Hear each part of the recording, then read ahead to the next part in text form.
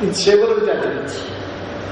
As Mr. Collins was saying, in various cases, a bench of Supreme Court headed by Justice Sinha said that about 6 judgments of Supreme Court have not followed the ratio of bachelsi.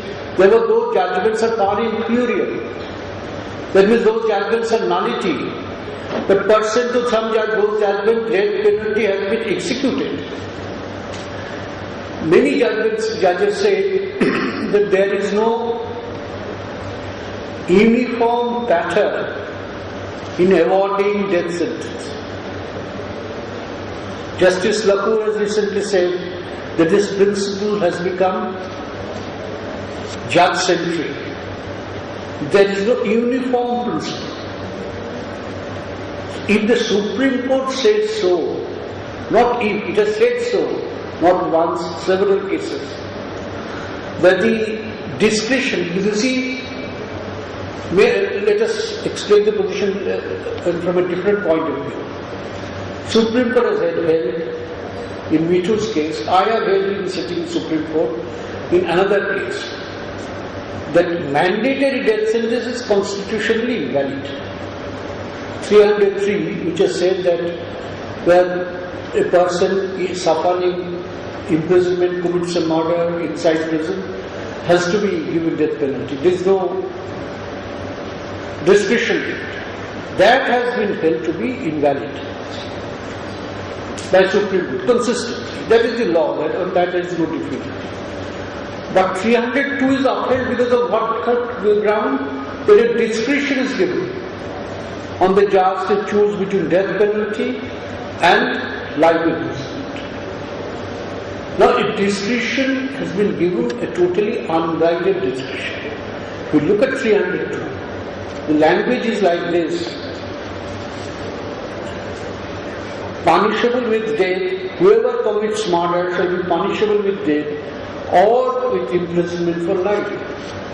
In which case you shall give him punishment by death, and in which case imprisonment for life, no guideline, no statutory guideline.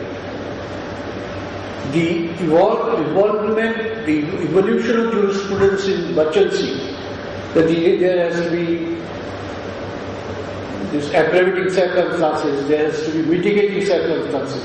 This is judge-made law, and it is not uniformly followed. This is accepted by Supreme Court. This is not uniformly followed. There is no uniform sentencing pattern, sentencing structure. Why? Because it is totally unguided. So, in a matter of this description, in a question of life and death, can our law be left on the basis of unguided discretion to the judges to be abused? How many people can come to Supreme Court? It's a distant dream for a common man to come.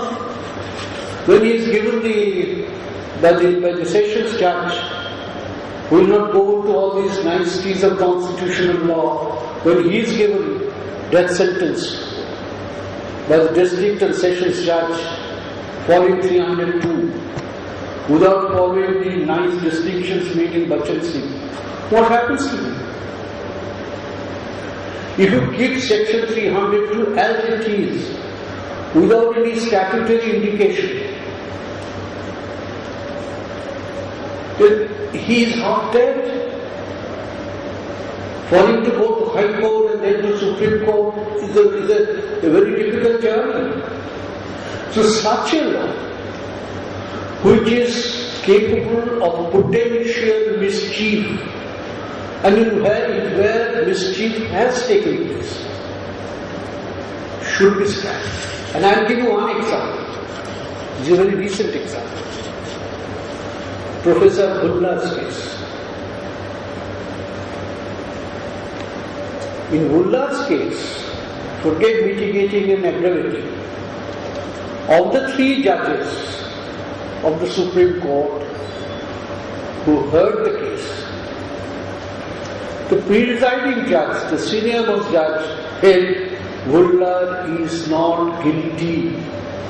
He is entitled to an acquittal, and the judge gave him acquittal. in a case of a split verdict, where the judges, they are not unanimous on the question of the guilt of the accused. Sentence given is death. I say this with all sense of responsibility. This is opposed to any civilized norm of jurisprudence. This is opposed to our constitutional values. The Supreme Court affirms it. Our President rejects his mercy petition, and this is a challenge before the Supreme Court. Supreme Court also affirms the presidential order, if I may say so, which is without any sense of justice. And for that, no argument is required. When of the three judges, one of them, is it a matter of lottery? When it's a case of a split verdict, one of the judges saying yes, he is entitled to an acquittal, other two judges saying he is guilty, then give him life sentence. But how can you give him death sentence? This is, to say the least, this is atrocious. This is unethical, this is barbaric. I say so. I was a member of the judiciary, but I say so. It goes before the bench of Judge X, you get this law, you go to the bench of Judge Y, you get this judgment. So when your law is capable of such mischief, potential mischief, such a law is bad. Article 14 is completely violated. I say so because therefore this decision of urgency should be reconsidered. Unless that is reconsidered, this kind of mischief is bound to happen. And this is happening at the level of Supreme Court. Forget what is happening at the district level. How many cases do you know of death sentence? Every day they are granting under section 302, and 302 is laconic. So as the giving of any guideline is concerned. So such a law on the statute book must go. This I am saying as a student. That is the reason why I am opposing death sentence.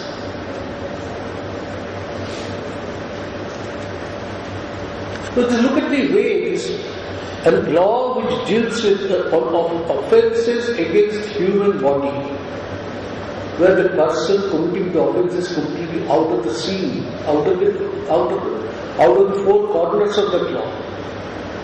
That law has to be consistent with Constitution, otherwise it cannot continue under Article 13.